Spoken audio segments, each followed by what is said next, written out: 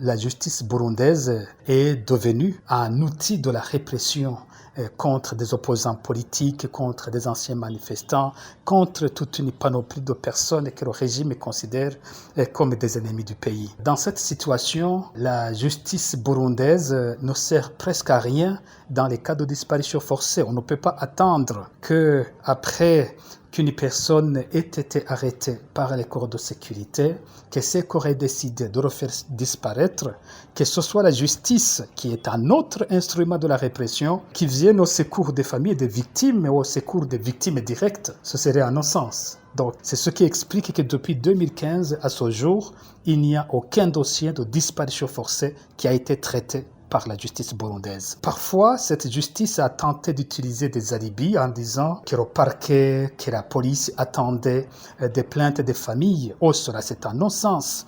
La disparition forcée, ce n'est pas un crime sur plainte.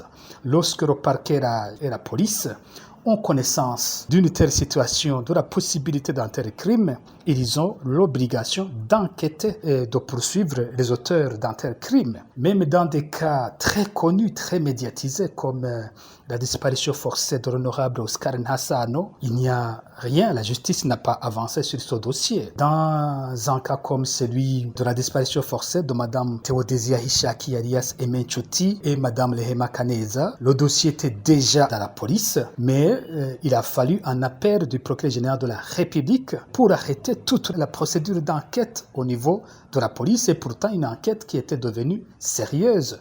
Et ce dossier a été classé sans suite jusqu'ici. Il y a d'autres situations encore plus graves où des procureurs ont demandé à des familles de victimes de retirer leurs plaintes parce que cela pouvait leur causer beaucoup de difficultés et les mettre en danger. Dans d'autres situations, nous avons par exemple un cas où un procureur a demandé à la famille de ramener le dossier au niveau d'une juridiction incompétente, du tribunal de résidence, alors que les tribunaux de résidence n'ont pas de compétences pénales. Donc là, on sent que cette justice ne veut pas travailler sur ce genre de dossier. Et tout récemment, nous avons entendu le procureur général de la République qui lui-même justifie les disparitions forcées en disant que les disparus seraient partis dans des groupes armés sans dire au revoir à leur famille, comme si ces disparus avaient averti le procureur général qu'ils partaient dans les rébellions. Il n'a même pas donné un surnom de ce qui serait ainsi parti.